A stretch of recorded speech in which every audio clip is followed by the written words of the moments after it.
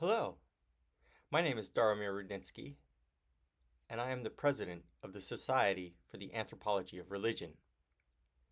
It is a great honor to be able to introduce Professor Irfan Ahmad today. He currently serves as Professor of Anthropology and Sociology at Ibn Khaldun University in Istanbul, Turkey. Professor Ahmad was previously a senior research fellow at the Max Planck Institute for the Study of Religious and Ethnic Diversity. He is a political anthropologist with diverse theoretical and ethnographic interests in religion, nationalism, globalization, social movements, democracy, the anthropology of philosophy, violence, and media. Professor Ahmad is the author of 2 books, most recently Religion as Critique, Islamic Critical Thinking from Mecca to the Marketplace. His first book, Islamism and Democracy in India, which was published by Princeton University Press in 2009, was shortlisted for the 2011 International Convention of Asian Scholars Book Prize for the best study in the field of social sciences. Professor Ahmad has served as the editor of 4 volumes, most recently, The Nation Form in the Global Age, Ethnographic Perspectives. This was published by Palgrave in 2022.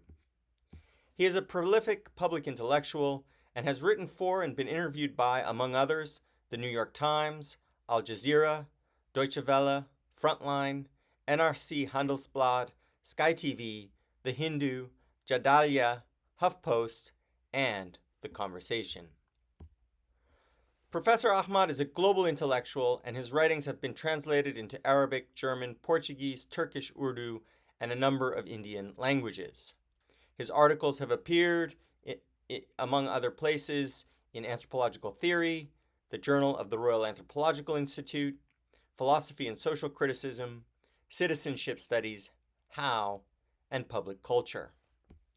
Prior to his current position, he taught at Monash University, an Australian Catholic university in Melbourne, the University of Amsterdam, and Utrecht University in the Netherlands. Professor Ahmad holds a PhD in anthropology from the University of Amsterdam. Please join me in welcoming the 2023 Roy Rappaport Distinguished Lecture in the Anthropology of Religion, which will be delivered by Professor Irfan Ahmad. Thank you. So, first of all, I'm thankful to Professor Daromir Rundkis, and I'm sure I'm not pronouncing his last name correctly, and I'm sure he will forgive me for that, who is president of Society for the Anthropology of Religion, for the invitation to deliver the Rappaport lecture. It is indeed an honor to be invited for this talk. I'm also thankful to Professor Paul Bramdat, Director for Center for Studies in Religion and Society, University of Victoria. I wanted to say something about the visa process and not being able to be with all of you in person, but the schedule is tight. We have already been delayed. So I don't want to lose time, and let's get to the business straight away. As you know, the title of the lecture is Drinking Secularism, a critique of Shahab Ahmed's What is Islam? So here I begin. I visited Bombay first in 1997 after I had earned master's degree from Jawaharlal Nehru University, New Delhi. A friend who studied at the University of Bombay was my host. I stayed in the hostel located at the lips of the Queen's Necklace and Church Gate. Since hostel allowed no guest, the friend managed my stay only for a few nights. For the rest of my trip, I stayed with co-villagers of my friend in an unposh, conservative Muslim area. The room I stayed in had 7 residents. One resident was particularly upset about the practice of drinking in Bombay. One day, my friend took me to the university's Kalina campus. He also wanted me to see modern fun Bombay. As the sun was about to set in, we left the campus for a pub. Seeing me unmusical to the order he had placed, he had struck a note of persuasion. Nothing wrong in just tasting it. As the beer arrived, he cast a cryptic smile at me, the teetotaler. The first sip was hard to gulp.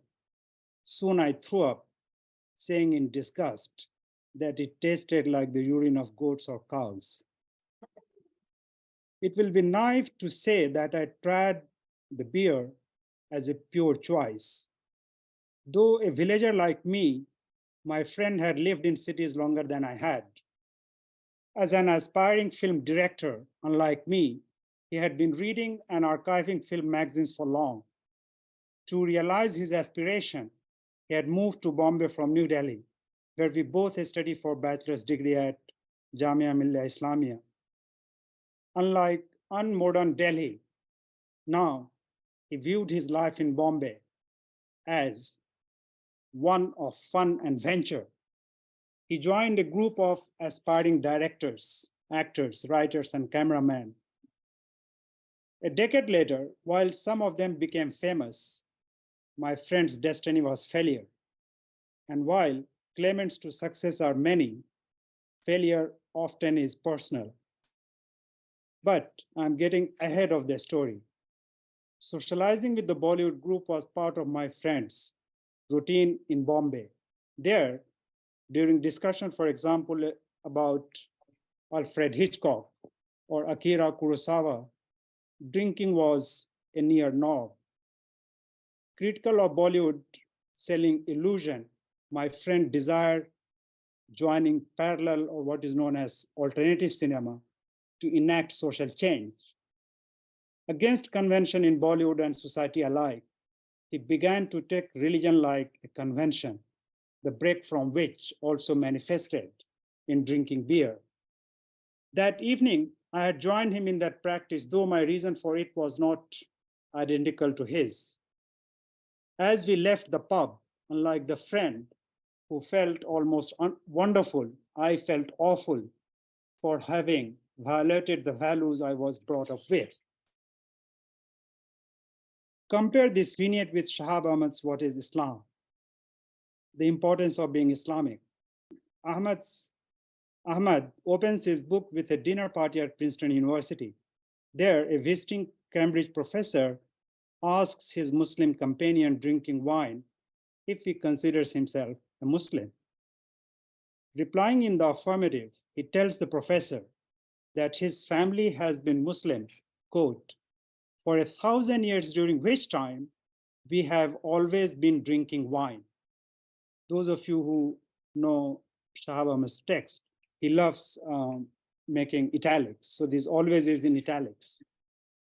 Ahmed's narration doesn't inquire into the certitude with which the Muslim figure spoke about his family's drinking practice for a millennium. Notably, Ahmed gives much detail about the Cambridge professor as a logician, European philosopher. In contrast, the profession or other facets of life of the Muslim quizzed deserve no mention because Ahmed wants reader to see drinking in relation exclusively to religion. In What is Islam, drinking wine is paradigmatic of its claim for a new perspective, an alternative reconceptualization of Islam, which Ahmed defines, and I quote, as meaning making for the self in terms of hermeneutical engagement with revelation to Muhammad as pretext, text, and context, unquote. This alternative, he claims, accounts for Islam as a historical and human phenomenon marked not simply by diversity, but also by outright contradiction. Prohibited by Islamic law, but praised by philosophers and Sufi, drinking is one such contradiction. The gold coin of Mughal king Jahangir with a wine cup appears on Ahmed's book cover. So is a wine jug inscribed with Allahu Akbar, which is discussed in the text. Ahmed organizes his book around 6 questions as follows. First, what is Islamic about Islamic philosophy? Second, is the assertion at the moment of experiential oneness with real truth by Sufis that they are not required to follow Sharia an Islamic truth claim? Third, are al-Sohrawardi's philosophy of illumination and the maxim of unity of existence, Wahdatul Wujud, discussed notably by Ibn Arabi, Islamic? Four, is Farsi poet Hafiz, his Diwan as the most widely circulated text by Muslims, which text as its definitive theme, the ambiguous exploration of wine drinking and often homoerotic love, as well as disparaging attitude to observant ritual piety Islamic? Fifth, what makes art Islamic? And the final question is drinking wine Islamic? Ahmed addresses these questions in 626 pages as conceptualization and reconceptualization. Ahmed's book has been hailed as field-changing, the boldest, nothing short of a new way of looking at Islam, strikingly original and classic. I find such judgments unpersuasive. Taking Ahmed's exposition on wine as paradigmatic of his claim to theorize Islam anew, I instead argue that his thesis is less than original. In fact, it is a continuation of a stream of thinking represented, among others, by Cyprian Rice. Moreover, it is beset with problems, both conceptual and methodological. My critique of Ahmed, ipso facto, is a critique of works influenced by him, like Puan Tamami Arab, who imitates Ahmed to ask, can Muslims drink?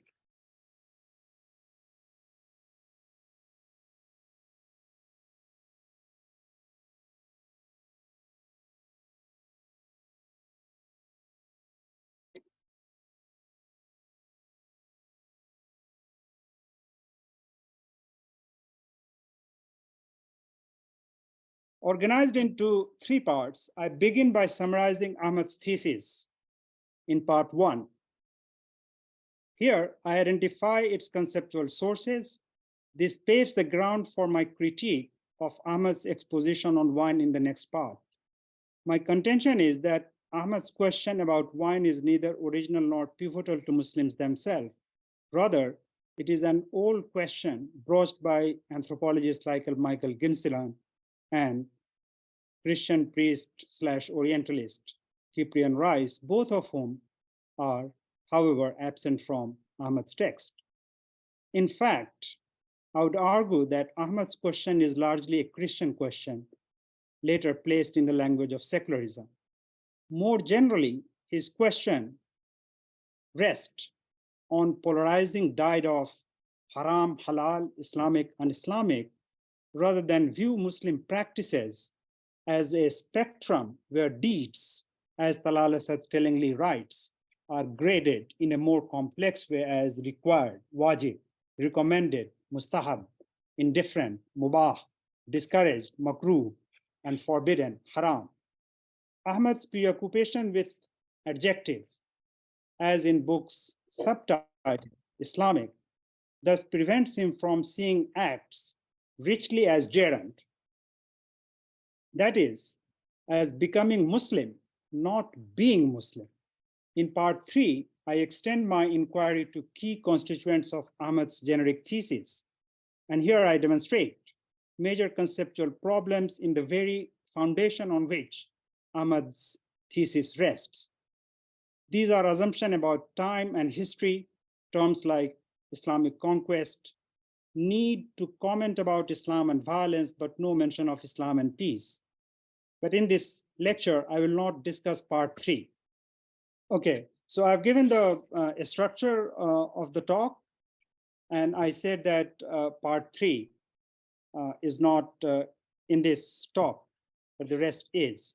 So before I move on to the next part, let me make a clarification here, which is about the term.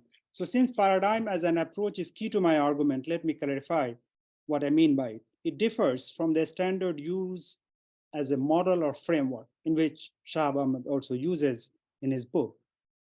My usage is different. It is situated in Aristotelian tradition and broached more recently by Agamben, where paradigm is not a framework, but it is a method to study the specific in order to arrive at the general. In Greek, paradigm means to show beside itself. Now, paradigm as an example, therefore, neutralizes its own specificity to signify the general. That is, if my critique is valid about the specific of Islam and wine, it will extend logically to the generality of Ahmed's thesis. Importantly, my argument entails extending my critique to pretext of what is Islam as well as to its paratext, a term the French literary theorist Gerard Genet uses to name materials which are external to the text, but they are vital in order to understand the text.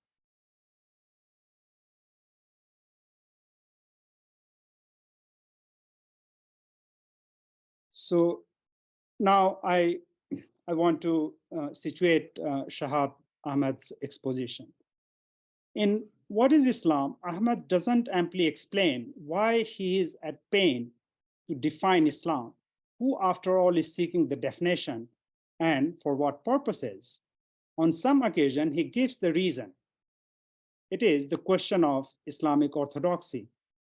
He thus instructs the reader to his forthcoming book, The Problem of the Satanic Verses and the Formation of Islamic Orthodoxy.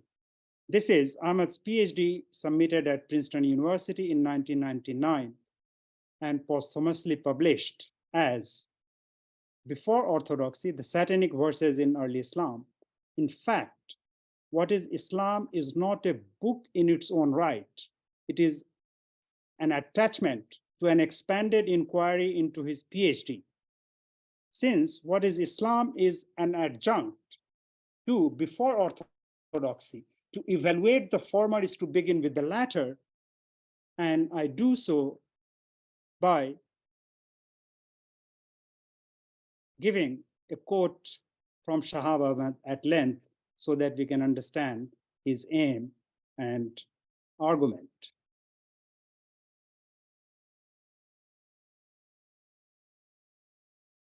So I quote, this is from not What is Islam, but Before Orthodoxy.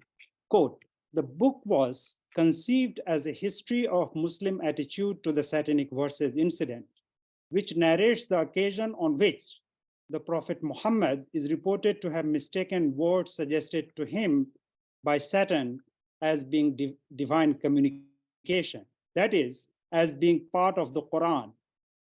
These satanic verses praise the pagan deities.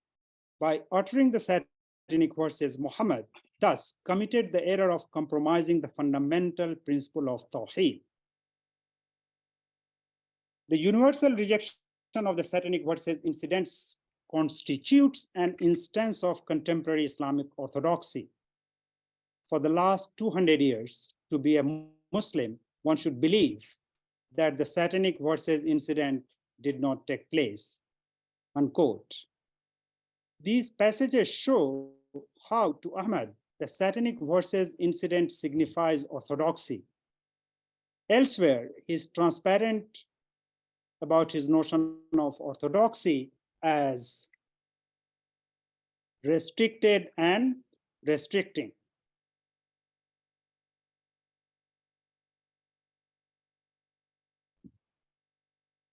For Ahmed, orthodoxy is a belief that is universally held to be really true. Here he cites Talal Asad to say that it is not a mere body of opinion, but a distinct relationship of power. What, however, is the sense in which Ahmed reads Asad's notion of power?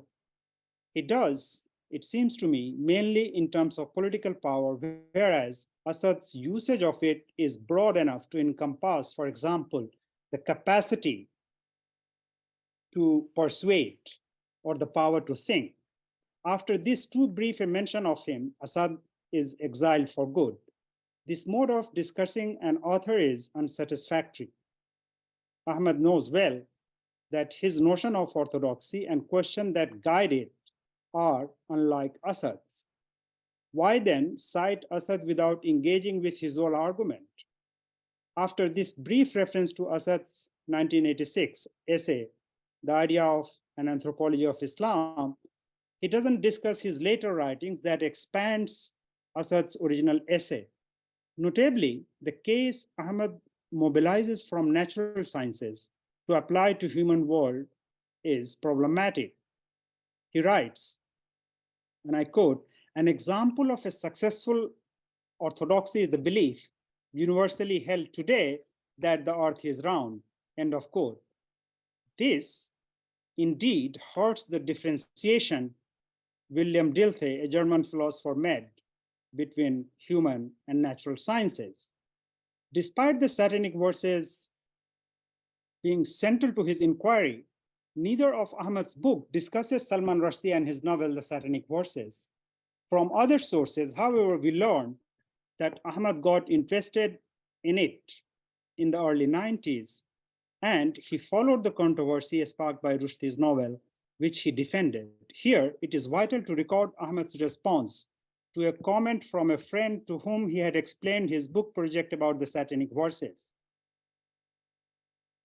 What is this creature with which you have chosen to pick your fight? His friend asked, and Ahmed replied, too right, but too late. The ways in which he frames orthodoxy from the beginning of Islam down to the present day make it quite clear that for Ahmed, the book is a fight, and his own certainty about being on the right side of the fight, nay, too right. This certitude goes hand in hand with unsustainable claim like the one I cited. To be a Muslim in the past 2 centuries, one should believe that the Satanic Verses incident did not take place. Really? Notice the absolutist nature of the claim that annexes the realm of belief itself. One should believe. He gives no evidence to back his claim. In teaching a child or adult to become a Muslim, there is not even a mention of the Satanic Verses incidents, let alone its rejection that Ahmad invents as integral to Muslims' belief. An average Muslim indeed doesn't even know what is Satanic Verses. More to the point, what is the term that Muslims themselves use in Arabic or other languages to express what Ahmad terms orthodoxy? Is there even an Arabic word approximating orthodoxy in English in the first place? So crucial are such issues, but beyond Ahmad's interest. Early on, Ahmad notes, though tangentially, that what Westerners name as Satanic Verses, Muslim scholarly traditions call it Qissatul Gharanir, the story of the cranes. Here, a key question arises. Why does Ahmad use Western and not Muslim term throughout his book, including in its title? My point concerns not what may appear as a trivial linguistic matter. Rather, it is a profoundly conceptual issue. Naming matters. Rather than simply convey reality out there, naming also constitutes reality. So critical was naming to Reinhard Koselleck that he discussed what he called antithetical concept as combat concepts. Ahmad's choice for the Satanic verse incidents is like deploying it as a combat concept. In contrast to the Arabic name, the story of the cranes, the English name, the Satanic verses, is clearly loaded. For the word satanic unleashes a negative aura from the start. My argument is this: the name used in Arabic and English belong to different architectures of sensibility, each redolent of a radically different ethos, mode of knowledge, and its relation to power. By choosing English, not Arabic, name, Ahmad, of course, partakes in the Orientalist hermeneutics, which, unlike him, I turn to now. In one account, Sir William Moir, and I know I'm not pronouncing the last name correctly, so I will just spell it Muir, William Moir, a Scottish Orientalist, Christian missionary, and a conscript to the British Empire, coined the name Satanic Verses and used it in his book, Life of Muhammad. This was part of Moir's scheme to discredit Prophet Muhammad against Muslim self-view. Moir's aim was to show that teaching upheld by Prophet Muhammad was subject to satanic inspiration. So Islamophobic was Moir's book that even Sayyid Ahmed Khan, India's foremost Muslim modernist, wrote a rejoinder to William Moir. To return to my treatment of Ahmed's definition, his inaugural phrase, hermeneutical engagement is salient. I too value hermeneutics in pursuit of understanding and meaning. But as William Dilthey aptly observed, understanding has various degrees that are determined first of all by interest. In the preceding pages, I simply outlined a provisional genealogy of Ahmed's interest, which in Urdu means both Zawq and Mafad. The phrase hermeneutical engagement is followed by, quote, with revelation to Muhammad as pretext, text, and context. First, consider text. Ahmad refers to, the word text refers to the Quran, which Ahmad also calls a scripture. By context, he means the body of meaning that is the outcome of previous hermeneutical engagement with revelation. Ahmad's use of pretext, and pretext is hyphenated, rests on the Quranic distinction between unseen world, alamul ghaib, and the seen world, alamul shahada. The Quran as the text of the revelation, Ahmad elaborates, rests on the axiom of an unseen reality or truth that lies beyond and behind the text of the revelation in the seen. That is, revelation of truth is from the unseen God beyond this world, Allah, to human messenger in this world called Muhammad. Moreover, the former is, which is the pretext, is ontologically prior to and alethically larger than the textual product of the revelation. So in Ahmad's usage, pretext is then a byword for the world of the unseen, and the Quran doesn't encompass all the truth of the unseen. Taking truth in the unseen world as higher, Ahmad writes that Muslims, however, disagree how to access it. While for ulama and jurists, whose understanding of Islam he dubs legal supremacist, there is no access to truth without the Quran. For others, there is. These are philosophers, Sufis, and poets, who indeed form the foundation of Ahmad's definition. Philosophers, Ahmad further explains, subjects the Quran to the higher universal primacy of reason, which is pretext, because the former is an inferior instantiation of reason. Here, Ahmad gives utmost attention to Ibn Sina, who held that armed with superior human intellect, one can access higher truth without the Quran, which is a lesser version of the truth meant for ordinary individuals. Ibn Sina, moreover, did not believe in bodily resurrection on the judgment day, making thereby the ideas of heaven and hell irrelevant. Ahmad takes Ibn Sina to index philosophies, no holds barred subjection of the Quran to reason or pretext. Relevant to the aim of this lecture, Ibn Sina routinely drank wine. Sufis too claim access to the truth of pretext, ultimately regardless of Sharia. For Sufi, Truth is deeply personal and existential. Here, Ahmed focuses on al-Sohrawardi and Ibn Arabi, known for philosophy of illumination and Wahdatul Wujud. Both converge in their maxim that flattens any gap between God, the creator on the one hand, and the makhluk, the created. Al-Sohrawardi actually held, and I quote, that God is in all things to a lesser or greater degree, end of quote. In Shahab Ahmed's exposition, poets do not form a neat category. They are nonetheless vital because poetry, especially in Farsi, Turkish, and Urdu, is the most popular genre in which Sufism finds its expression. Here, Jalaluddin Rumi, Saadi Shirazi, and Hafiz figure prominently in Ahmed's exposition.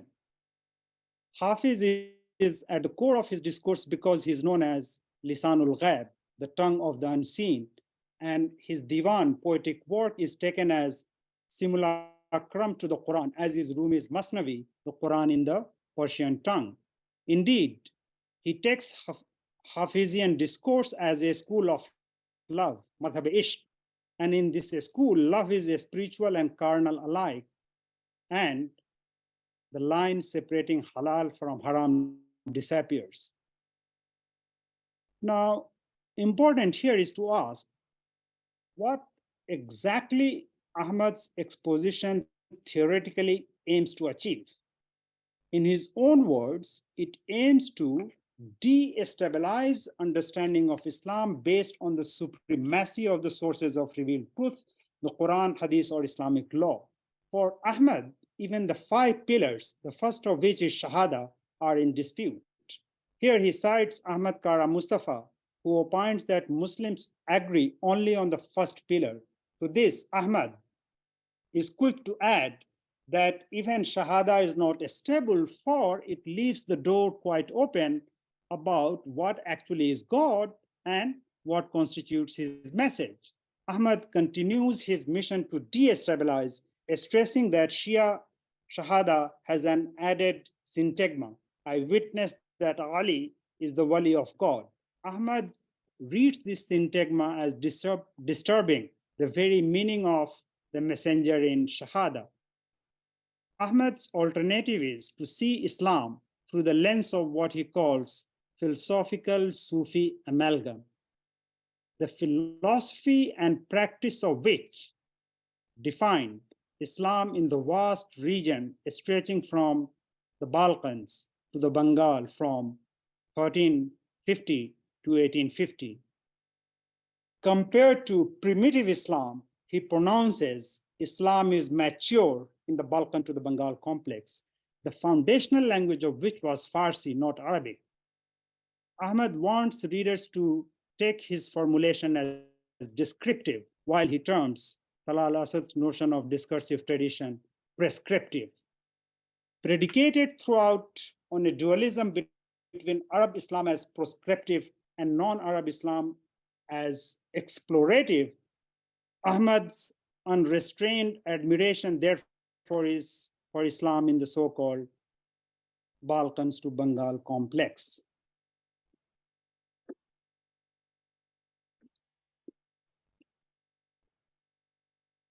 So this, in my view, is a summary of exposition of Shahab Ahmed.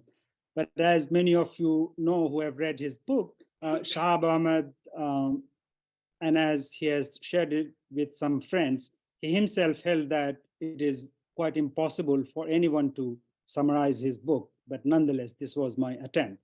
Now let's, with this summary of his exposition, let us proceed to his question about wine in its full specificity. So what I'm going to show now is how this question about wine is unoriginal and a Christian one at that. Surprisingly, Ahmed doesn't treat reason against alcohol in detail. He only mentions them passingly.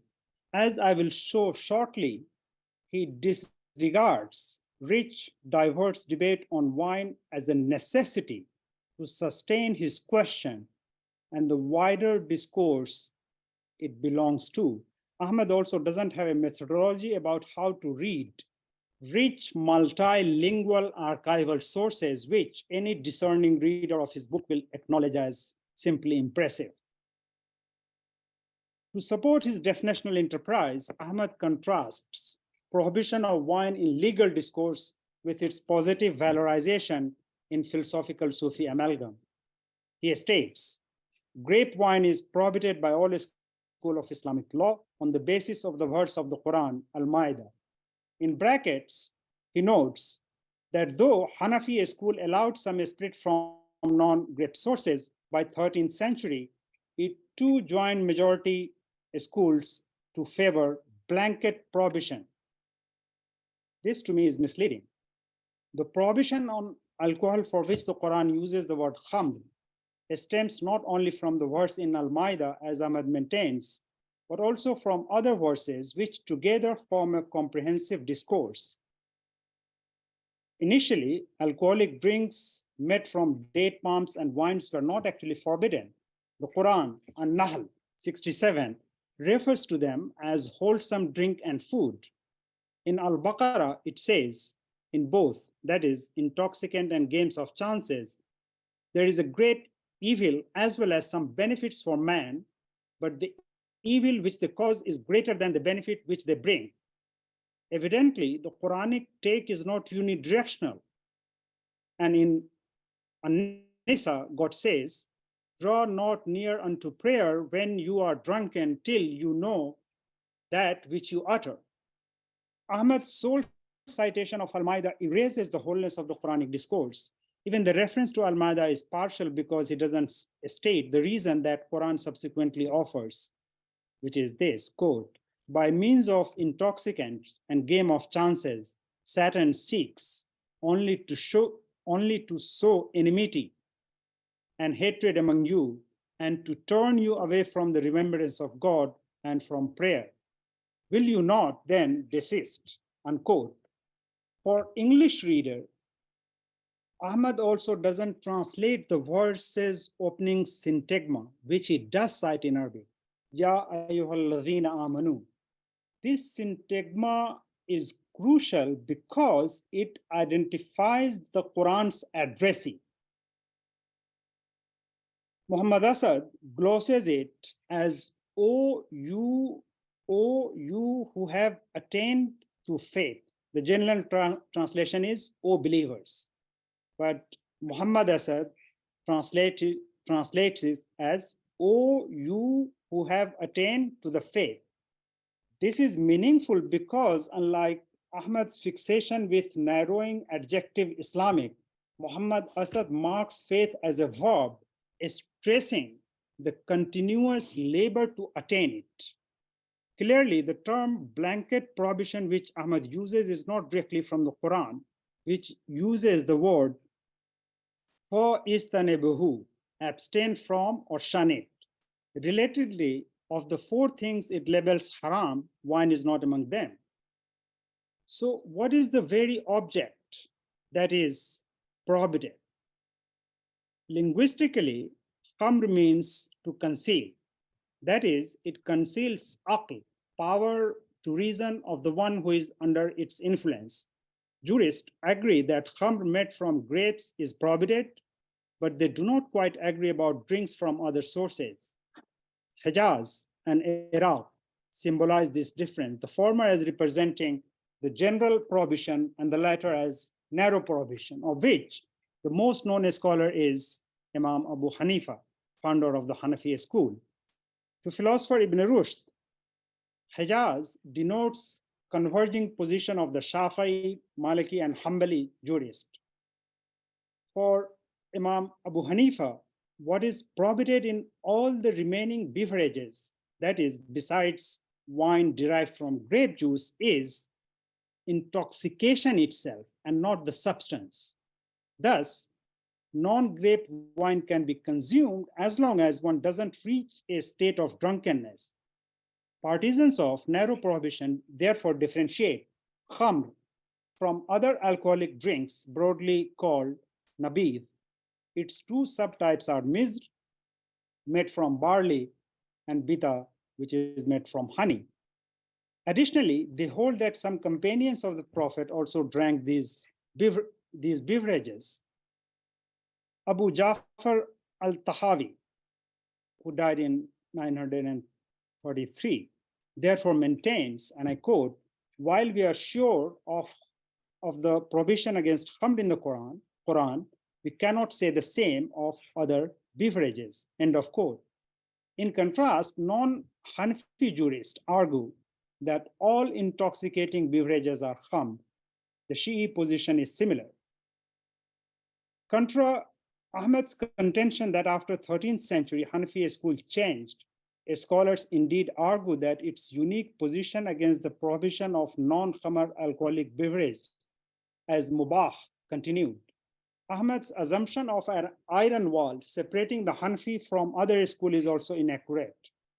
For example, Muhammad al-Qududi, early 18th century, and Nur Muhammad al-Auri, still early 19th century, both Shafi'i jurists in Dagestan, they actually upheld the position of Imam Abu Hanifa.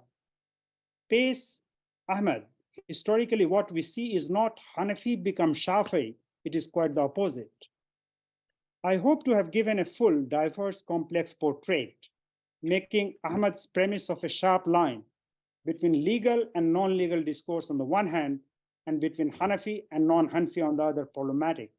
That is, ambiguity about wine that he exaggeratedly valorizes in poetry of philosophical Sufi amalgam obtains, though quite differently, among jurists too. Also, the Hanafi position unsettles temporal and spatial assumption of Ahmed's idea of the Balkan to the Bengal complex. So preoccupied is Ahmed with his definition of Islam as total contradiction that he sees none in his own analysis, including about the Mughals and the King Jahangir. Historians have written amply about alcohol as a scourge in the Mughal dynasty. Jahangir's uncle and two of his brothers had died due to chronic alcohol addiction. And Jahangir had forced his son, Shah Jahan, to drink alcohol. Pursuing his faith, Shah Jahan later quit drinking. While himself a drinker, Jahangir banned alcohol and other intoxicant. Jahangir's fifth decree notified the ban. Is it not contradictory for Jahangir to issue a gold coin depicting himself holding a wine cup while his own decree banned alcohol? Importantly, is it reason when Jahangir, who is also a fan of Hafiz and who Ahmed crowns as an icon of the reason of philosophical Sufi amalgam, forces his son to drink alcohol, that the desire for wine is not natural and is a matter of habitus flies past Ahmed's frame. So do consequences of alcoholism. The position of general prohibition by jurists crucially relate to consequences of alcoholism. To them, the verse in Al-Maida takes wine as a source of social discord and distraction from Allah is critical. In 1934, after the US repealed the prohibition against alcohol, Abul Ala Maududi, a prominent political thinker and founder of Jamaat Islami in the subcontinent, lamented the revoke. In so doing, he described wine as the closest kin of problems like gambling, crime, murder, and prostitution. Recent research shows how alcohol and intimate partner violence, IPV, for example, in the US are linked. In India, the correlation between drinking among men and dropout among school children is striking. Rather than address such issues, Ahmed remains preoccupied with his peculiar question and not ask, for example, why does Sikhism prohibit alcohol? Why Christians in Pentecostal movement desire abstention from alcohol, which they call a demon?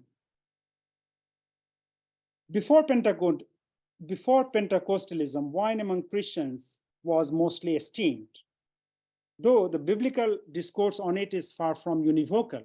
While some passages see it positively, others do negatively. Historically, wine has been at the heart of Christianity such that it introduced Christ, who resembled a new wine god. Along with the miracle by Jesus when he turned water into wine, signification of wine originates from the doctrine of transubstantiation, according to which, at the Eucharist, the substance of the bread and wine become the body and blood of Christ. Given the theology and ritual of the Eucharist, drinking consecrated wine as Jesus' blood is indeed taken as a sign of divine grace. Though the Protestant Reformation interrogated the links between wine and faith, importance of wine in Christianity and secular culture persists.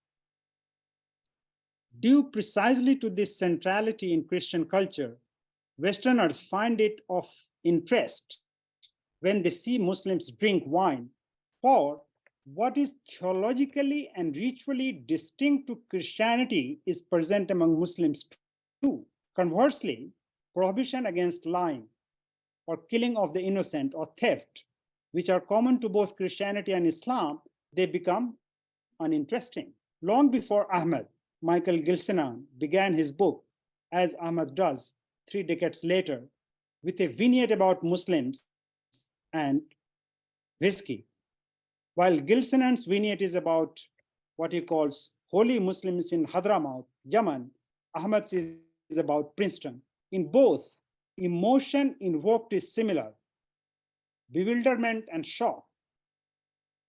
One response to shock is to assimilate the other. Historian Stephanie Honchel thus pleads not to exclude Muslims from monographs on alcohol because it reproduces views about Muslims as a sober other, fundamentally different from their Western Christian counterparts. Such calls for inclusion are not entirely innocent. Cyprian Rice typifies evangelical interest in wine, Sufism, poetry, and much else. Born in a Baptist family, he converted to Catholicism at Cambridge, where he, as an employee, 11th consular service, he studied Arabic, Turkish, and Persian. During World War I, he worked for the consular service in the Middle East. In 1925, he was ordained in the Dominican order. Rice began working with the apostolic delegate in Tehran. Later in Shiraz, he started conducting Mass in Farsi. He died in 1966, 2 years after publication of his book, which is titled The Persian Sufis. In this book, Rice aimed to understand the inner life of Muslims in light of the call for the ecumenical council, a key theme of which was the relation between the Church of East and West. Rice aimed to fulfill Pope John XXIII's wish to focus on commonality, not difference. Rice wrote, and I quote, "In this study, I have in the main used the language of Christian mysticism," end of quote. So to this missionary end, in this book, which is called The Persian Sufis, Rice attacked what he called Islamic orthodoxy and cast Sufism as an alternative because he felt that there was a kinship. This is a quote actually. There is a kinship between the Sufi esprit and vocabulary and those of the Christian saints, end of quote. To Rice, Sufi ideas were not, however, autonomous. They were simply influences of Christianity, particularly of Eastern monasticism. And Iran and Farsi were antitheses of Arabs, Arabic, and Orthodox Islam. In Rice's view, Sufism is not a template within Islam. Instead, it is, and I want the audience to note this, he says that Sufism is, quote, Persia's revenge for the imposition of Islam and of the Arabic Quran, end of quote. Not surprisingly, Rice elevated Sufi poetry to the level of the Quran. In Rice's reading, Islam and spirituality are like chalk and cheese, and Sufism, a religion in itself, a religion where belief in Muhammad's prophethood doesn't figure. And I quote, Sufi's aim was to purify and spiritualize Islam from within, to give it a deeper mystical interpretation and infuse into it a spirit of love and liberty. This religion, Sufism, was disseminated mainly by poetry. It breathed in an atmosphere of poetry and song. In it, the place of great dogmatic treatises is taken by mystical romances such as Yusuf and Zulaikha or Laila and Majnun. It's one dogma and interpretation of the Muslim witness. There is no God but God, is that the human heart must turn always to the one divine beloved. End of quote. Rice cited Hafiz's composition beginning with Salaha Dil Talabe Jam Jam Azmami Kard. For years, our heart has been seeking Jamshed, the glass of Jamshed from us. To this, Rice adds his own notes, and I quote, the Magian priest, Pire Mogan, in such passages stands either for a Magian or a Christian priest, or even for a tavern keeper whose chief recommendation for the Sufi lay in the fact that outside or in contravention of the Muslim law, such as he freely drank and dispensed wine, wine for the Sufi stood for the joys of divine ecstasy and self-forgetfulness prescribed by the narrow-minded Muslim moralist and theologians. End of quote. Notice that Rice makes the Magian priest Christian, who in turn becomes a pub manager. Next, he links Sufi to the tavern keeper, who then advises Sufis to freely drink wine. Rice concludes by portraying Muslim theologians and moralists as narrow-minded and Sufi as flag bearers of the joys of the divine ecstasy.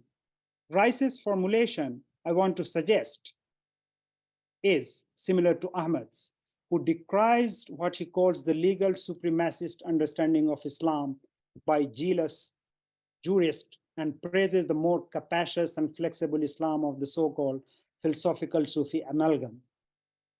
More importantly, and this is crucial, the other in the conceptual edifice of both Rice and Ahmad is the same. Muhammadan orthodoxy for Rice, Islamic orthodoxy for Ahmad. It is indeed plausible to say that half a century before Ahmad, Rice already presented the essence of Ahmad's definitional formulation. Most keywords in Ahmad's book appear in Rice: Yusuf and Zulaikha, Laila and Majnun, Farhad Washiri, Farsi poetry, Islamic orthodoxy, inflexible Arab, capacious Persian, dogmatic ulama and open-minded Sufis, and so on. Likewise, figures central in Rice's book are also pivotal in Ahmad's book: Al-Sohrawardi, Ibn Sina, Hafiz, Rumi, Sadi Shirazi. To be sure, monumental difference too. Unlike Rice's book, Ahmad's is academic and theoretical. But Ahmad's theory is without a methodology about how to read an author's diverse corpus. He selectively picks a couplet to further his goal. For example, Ahmad describes the 19th century poet of Delhi, Ghalib, as Hafiz of Urdu. He quotes a couplet by Ghalib: "These, the conundra of Sufism, and these, O Ghalib, your solution for them, we would have acknowledged you a saint, wali, were it not for your wine drinking." Interpreting this couplet, Ahmad writes that there is no contradiction between Ghalib's insight into Sufi puzzle and him being a notorious wine drinker. However, rather than support this claim from Ghalib's own work, Ahmad rushes to Rumi, who justifies wine drinking by Shams Tabriz. From Ghalib's own work, the evidence, however, is contrary to what Ahmad makes Ghalib to be. Here, Ahmad simply rehashes the pet trope which reads Ghalib as Rind. In Farsi and Urdu, Rind means wine drinker, but it also means someone who is unbridled, one whose outward action is flawed, but whose inner self, batin, is free from cultivated malice. In talking about his addiction, Ghalib here admits of his own frailty, not celebrate it. In a couplet Ahmed doesn't cite, Ghalib in fact says with much pathos, with what face, Ghalib, will you go to the Kaaba? You do not have a sense of shame? My point is this. Beyond the fact of Ahmed being choosy about a specific couplet, more important is to note that he doesn't have a methodology to interpret Ghalib's other couplets like the one I cited. Put differently, what is the methodology to read? Not this or that couplet by a poet, but her entire corpus, which in Ghalib's case traverses languages and genre. He wrote, as you know, both in Farsi and Urdu. Ghalib in prose actually undoes Ahmad's reading of Ghalib. Ghalib, unlike Ahmad, actually categorically speaks of a line separating haram from halal. In the terrible aftermath of 1857 rebellion against the British rule, Ghalib was asked to appear before a British officer called Colonel Brown. And Colonel Brown asked Ghalib, "Are you a Muslim?" Ghalib replied, "Half a Muslim." When asked, Ghalib clarified, and I quote, "I drink alcohol, but I don't eat pork." End of quote. Elsewhere, Ghalib wrote, "I reject hypocrites and unbelievers." The word that he uses is zindiq. "Consider wine haram and regard myself a sinner." End of quote. While noting that Ghalib did not eat pork, khinzir, it is important to mention the work by Rapopo, who wrote extensively about pigs and ecology. So I'm just to conclude now. So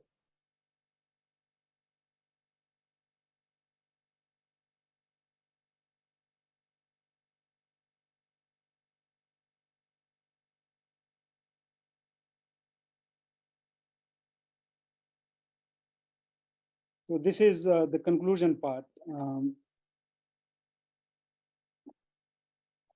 which is titled "In lieu of a conclusion, from being Islamic to becoming Muslim." Now, clearly as a practice, drinking wine preceded secularism or the secular.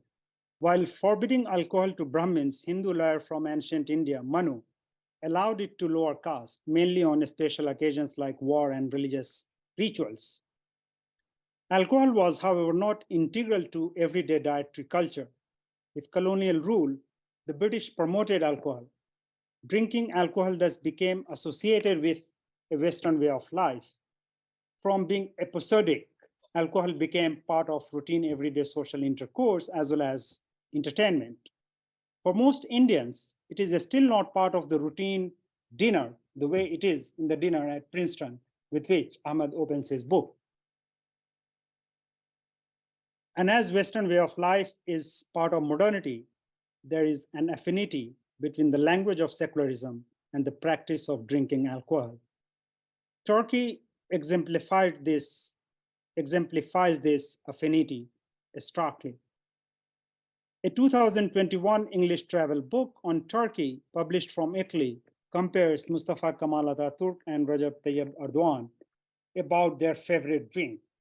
The one you see in the slide, it compares them on other issues as well, but this is the one that I put on the slide because it is directly relevant to the topic. So the favorite drink of Atatürk was a heavy, the book describes Atatürk as a heavy raki drinker, which is an alcoholic drink in Turkey, having been fond of beer as a young man, whereas Erdogan likes carrot juice and maintains that Iran, made with yogurt and salt, is the only national drink. In 2006, there was a controversy in Istanbul when Üsküdar municipality issued a directive not to drink alcohol on the banks of the Bosphorus. Soon, a protest followed. Journalist Denis Zom urged people to defy the ban, arguing, and I quote, drinking in public space was protest against Sharia and for liberalism.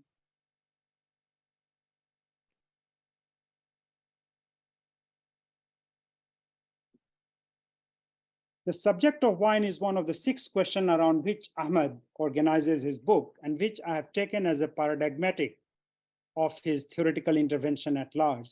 In this talk, I have argued how Ahmed's question and his response to that question is unconvincing on many grounds, both theoretical and methodological. I want to conclude by suggesting that a more fruitful way of conceptualizing Islam is not to see Muslim in terms of being Islamic, as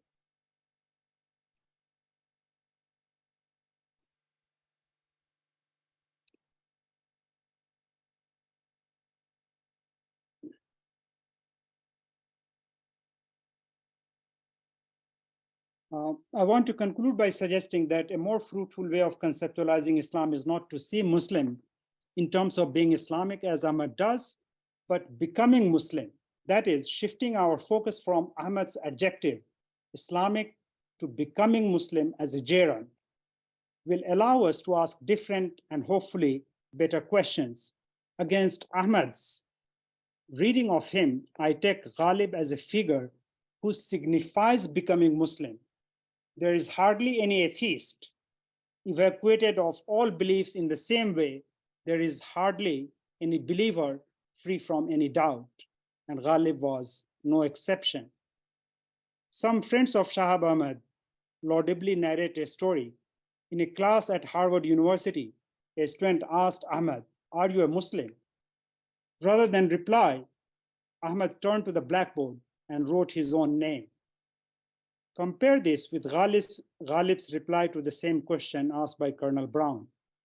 Ghalib's reply, and the subsequent quote from him I gave, recognizes his flaws as well as humility, which synthetically gesture towards becoming, not being.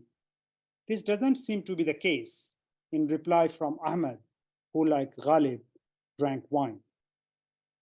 Thank you very much for your time and attention.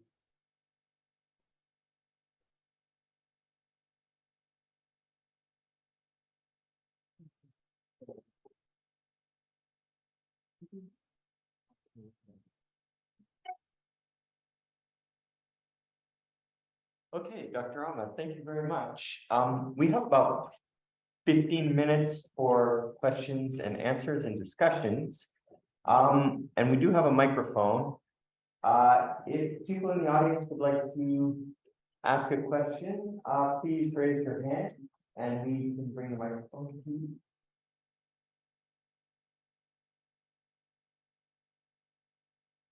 I have a question.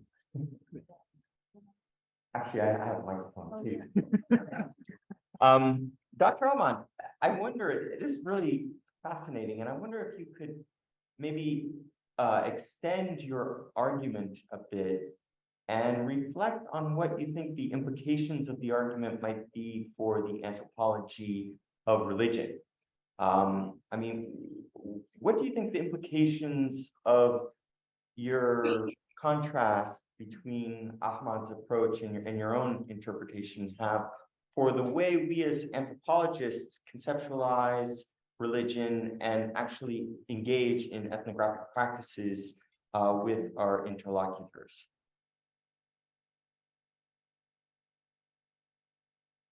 Thank you, Daromir. This is a really great question. But I was just wondering, do you want to also collect some questions from the floor, or should I go ahead with the response? I think people are still gesticulating or ruminating. So maybe, yeah, go ahead, please. Thank you. Yeah, so see, the book came in 2016, and I read at that time, and it took quite a bit of time for me to actually digest it and formulate my own response in a coherent way. So this has been something which has been there with me for some years. Now, there are some readers of the book, and they maintain, and these are mostly historians, that this book is actually heavily anthropological, okay? Which is, I guess, right only in part, because of course there is discussion about Talal Asad, his take about the anthropology of Islam, Al-Zan.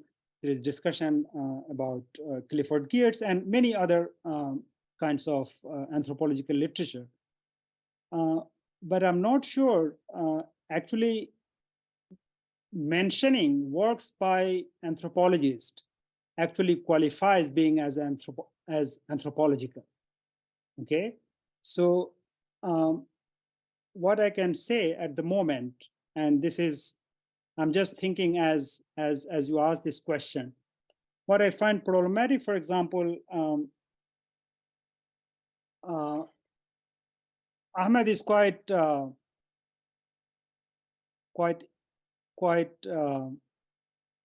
appreciative of Clifford Geertz's work about Islam, especially about Islam observed. Okay, well, he does have criticism of Geertz, but of a different kind.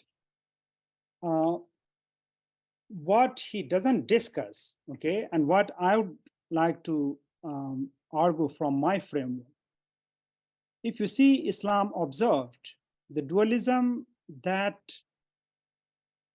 Ahmed is projecting, okay, and my whole talk was how this idea of so-called philosophical Sufi amalgam assumes an Arab Islam, you know, which is not nice or flexible or accommodating. Now, that exactly is what Clifford Geertz does in Islam Observed. What he does, that those of you who have read will recall, that Islam Observed compares Indonesia and Morocco.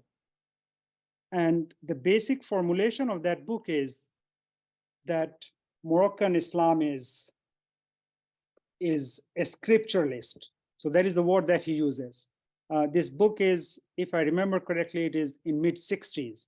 So by that time, the term fundamentalism has not been very prominent, but a scripturalist in Geertz's usage almost qualifies to, or it approximates to the meaning of fundamentalism in some ways. So Geertz basically does what is there in Shahab Ahmed's as well, because for him, Moroccan Islam is exclusivist, it is intolerant, and Indonesian Islam is accommodating. It is aesthetically rich. Now you will ask the reason why it is the case, and Clifford Geertz doesn't hide it from his readers. He says that it is precisely because Islam in Indonesia has been influenced by Indic culture. And that Indic culture is the influence of Hinduism and Buddhism. Now, the question here is that Islam becomes accommodative, open, flexible, only under the influence of an external entity. On its own, it cannot be, okay? So this is in a different way. I'm not saying that this is exactly what. So my point is not an ditto resonance between Geertz and the formulation of Shahab Ahmed, but I do see that the idea of the language that Shahab Ahmed uses is explorative Islam. That is put in the Balkan to Bengal complex, okay, or philosophical Sufi amalgam. That is what Geertz also says without using this term called explorative. But you will find that it is synthetic, it is accommodative, it is flexible, it is receptive to the local culture, and so on and so forth. So I think, and so back to your question, and Daramir, and I think my response is slightly longer than to your otherwise brief question. Implication of this would be that an anthropology of Islam would have to also take into consideration exposition by Ahmed as well as Geertz and see what this kind of theorization leads us to, in what way it enables us to understand Muslims' life, and in what ways it also disables us. And I think having a discussion around these questions would be one of the fruitful things which anthropologists of religion in general and anthropologists of Islam and Muslims in particular would pursue in future.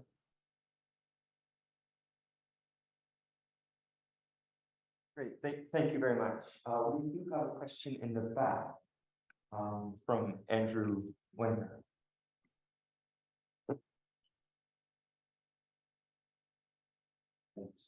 Thank you very much for your talk. I find it extremely powerful, including, or perhaps especially because Shahab Ahmed. Sorry, just a second. I didn't hear the first or the second word that you used. Oh, just thank you for your talk, and that I think it's poignant as well that he died shortly after the writing of this book, and in that sense is not here to respond for himself, as it were. But I wanted to ask about whether you regard the book as, with any text, as a particular artifact of its place and time. I mean, the book comes in a time where critiques of literalist Islam, quote unquote, were abundant for all sorts of political and cultural reasons. And the book, as I read it, is also reminiscent of the work of people like Hamid Dabash, arguing for a sort of cosmopolitan reading of Islamic traditions in the plural. And so can your critique of the book be in any way, I don't know, tempered, or can the book's flaws be, if not excused in your critique, then at least bracketed by its own position as an artifact in a particular place and time in terms of global debates and discussions about the constant rereading of Islamic traditions within the setting of specific cultural and political challenges? Does that give the book any more validity than it might otherwise have, or does your critique stand regardless, even if we were to think of the book as representative of the particular global concerns of the year 2016? Okay, thank you. I'm not sure if I understood your question in entirety. The latter half, your voice was, so the reason for my incomprehensibility is two. One is the audio quality. I guess you are probably at the back. If I may request, would you mind to give some trouble to your feet and walk all the way to the podium and ask this question from where Daramir was asking? Then I can hear it clearly, and then I can make sense of your beautiful intervention more correctly. William, do you want me to? It'll just be the speaker. Oh, just okay. Thank you so. Thank you so much. I was simply asking about if we were, so first of all, the poignancy of the fact that Ahmad died shortly after the writing of this book. I can't help but think of that.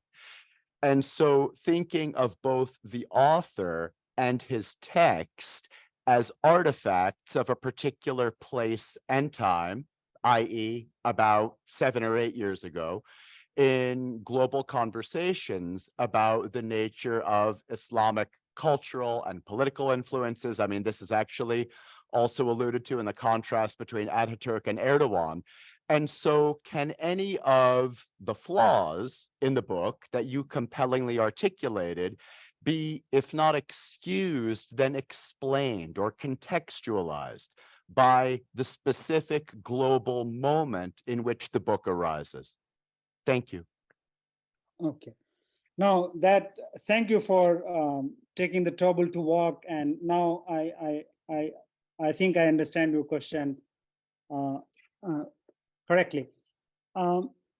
Yeah, I mean, this is something is definitely a case, and that is why, if you remember, I'm not sure, there was some technical problem as well. But when I was giving this a structure of my talk, so there was one section or part which is called the pretext of what is Islam. Okay, and that is where I want to see that, of course.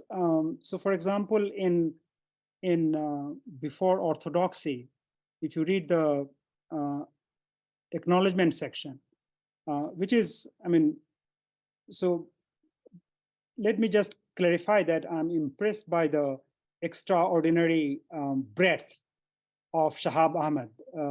Probably there are not many scholars like him, in terms of wide knowledge and so on. There is no doubt about it.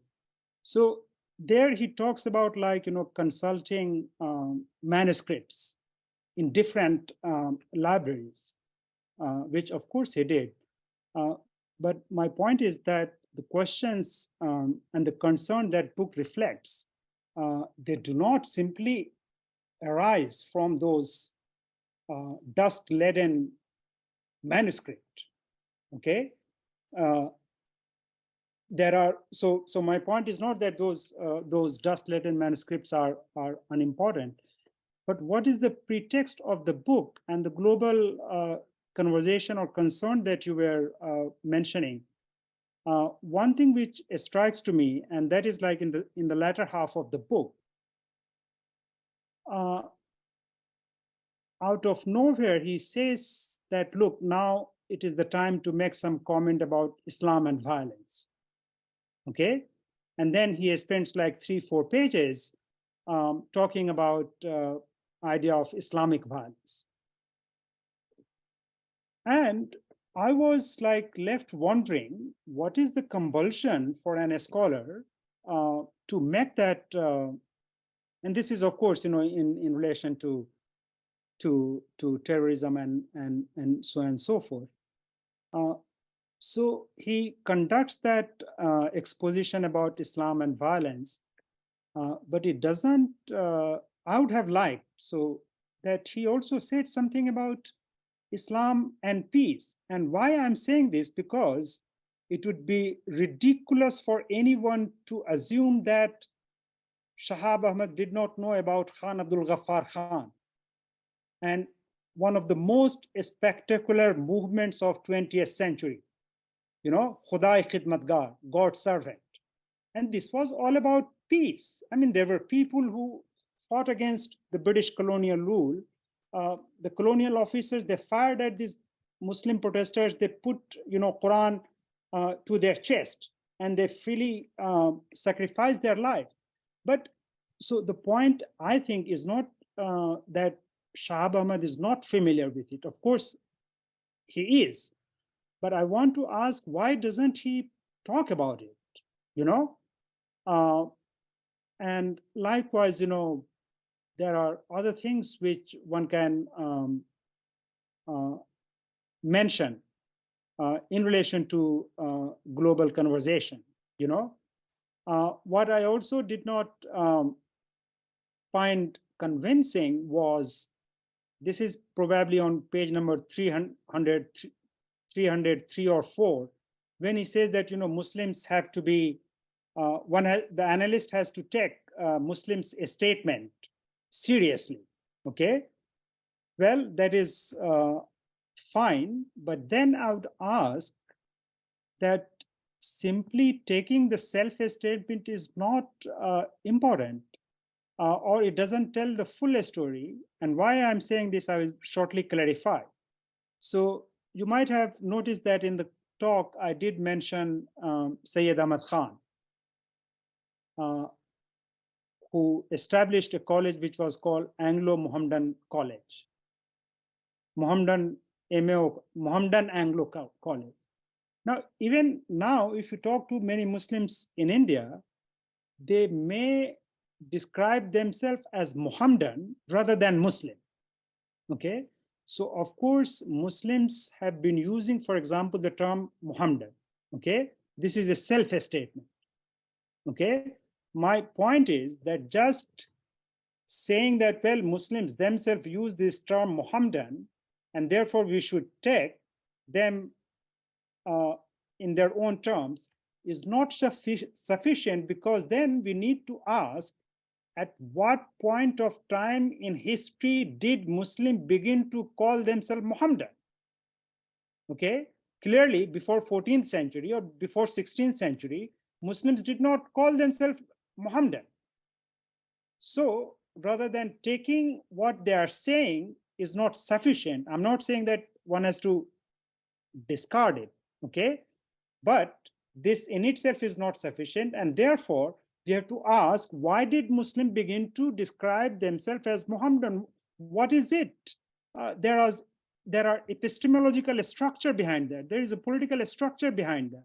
And those, taking into account those epistemic, intellectual, academic formations, which enable those kind of questions, we must ask those questions.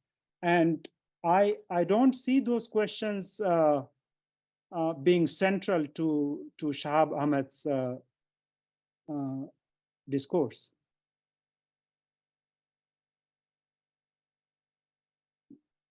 Does that answer your question, or? Thank you so much. Dr. Ahmad, thank you very much. We are a bit over time at the moment. I want to thank you so much for giving the 2023 Roy Rappaport lecture, distinguished lecture in the Anthropology of Religion. And I would like to ask the audience now to please join me in giving you a round of applause.